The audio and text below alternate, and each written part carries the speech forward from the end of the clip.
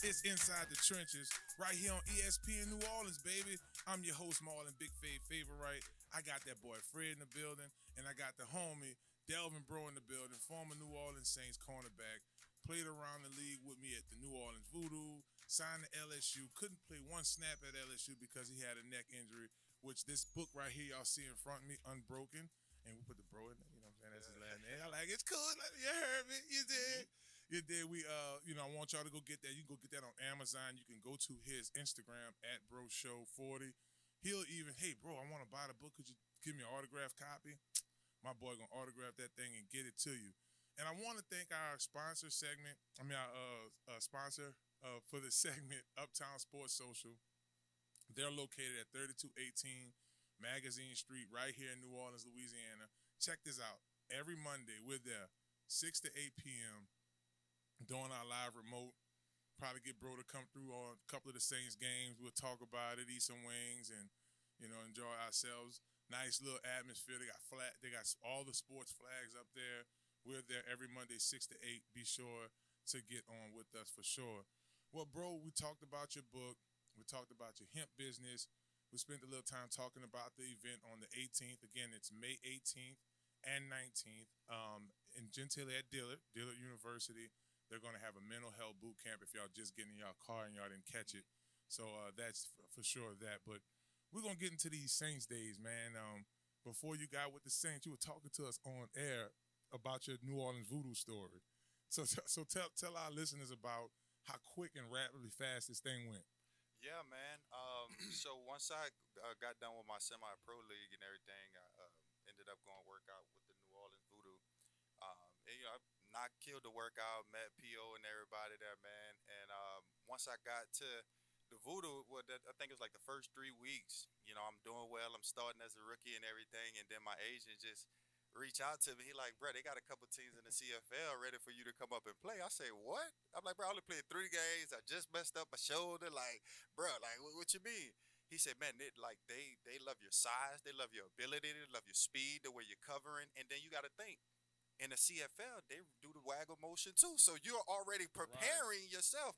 And what I didn't know was how everything was going so fast. I just knew that I was going to get up every day, work, grind. I was a ball back at walk-ons. I was going to go to practice later. I was working out 2-3 times a day, but just to complete my dreams, man. And it was just happening so fast for me, bro. Now check this out, Fred. No lie, brother. Check this out.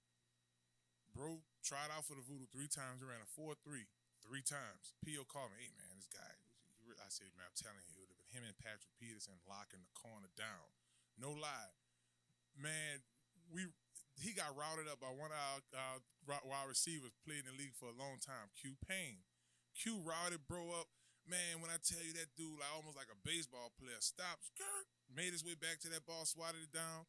Coach Doug looked at me and said, oh, yeah, he about to be up out of here. To bring the story full circle, at the time, people don't know, I was in charge of all group ticket sales for the New Orleans VooDoo. That's right. For people who don't know, wow. I forgot all about that. I was in charge of all the group ticket sales for the New Orleans VooDoo at that time. For 2013 season. That's I was there. Thank you for getting me unemployed, because a lot of people was coming in buying group tickets to come see you play, and there's a few other guys like James Bryan was on that team, Donovan Warren, who's a receiver on that team. I mean, everybody was trying to come see y'all for that season. I mean, I had the place lighted up. People, so I forgot all about that. Fred, Donovan sure Morgan, was. Donovan Morgan, yep. Corey Payne, yep. Yeah, we did. Corey Payne, yep. Courtney Smith, Courtney Smith, yep. Dog. With the receiver. I got the funniest Q story. Y'all remember this for sure. Q never took his do-rag off. Q never took that do-rag off. So no lie, Fry, all y'all, so y'all could remember this. Dog, Mike came behind him, and I'm going to get him. He pulled the do-rag off. Q had a whole nother do-rag off. We never saw Q lining. That's crazy. And it was an epic season that year because at the end of the day, we didn't play a game inside. I think we may have played one game inside the Smoothie King Center, but most of the games were actually played inside the Superdome. We kind of had to structure some way up. We kind of had to create like an arena experience that season. Man, that was a time, man. That it really was. And it blew by fast, man. And trust me, the people who seen you play was like, man, if that guy ever makes it big time. And you did. Yeah. 2 seasons later for the New Orleans Saints, man. Talk about that time, man. Your first season on the scene as a DB. Nobody knows about Delvin Breaux. Oh, man. You know what, man? Man, you know what? Just being on that grind and that journey, man, from voodoo to the league, you know, it was just, you know, I had my head down and I was just working, man. You know, I had my fiance at the time. You know, we was trying to figure out how we was gonna do this move. You know, me going all the way out overseas and there, like it was new for us, right? But it was cool, man. I'm from New Orleans, so I'm gonna adapt anywhere, right? We get out to Canada, man. It was a new experience for me. The food was different, but the hospitality from everybody was amazing, bro. It really made me feel like I was at home being in Hamilton. So if anybody out here who want to play football and the NFL don't give you a chance, man, go to the CFL and you're gonna make a home there. I promise you. But it was amazing, man. The journey was good. The guys out there were ballers, man. I didn't expect them to be at that high level of competition, but man, those guys were ballers, dog. Come on, man. I'm going against ballers, bro. And when I was able to go up there and compete with those guys and become the face of the CFL at the cornerback position, man, in 2 years, bro, 2 seasons, bro, it was just God. It's all God. Hey, man. Now the Grey Cup was that first run to Canada? It was both though, yeah. So you got 2 Grey Cups. I went to the Grey Cup 4 times, bro. Wow. I didn't know that, Fred. And I lost them all, man. You lost all of them? So you got like a Buffalo Bill type story. You go 4 times and you look like the Buffalo Bills will be in the conversation right now, right? But speaking of Buffalo Bills, what I do remember, because when you get a teammate like this and you kind of watch that skill transition to the next level, like, I mean, talking about starting from the bottom, this man, semi-pro, from semi-pro, arena, not even there a month. He was going to Canada in 2 years. Several teams called you before you essentially signed to the Saints. What was that like, man? You know, they were flying in, flying out. I mean, because you did, like, to his point, he put the numbers up in the Canadian League. Yeah, man. So that journey for me was awesome too, man. Because you know, I wasn't really expecting to get a lot of offers that I did. You know, 28 of the 32 NFL teams reached out to me, bro. I was like, wait, what?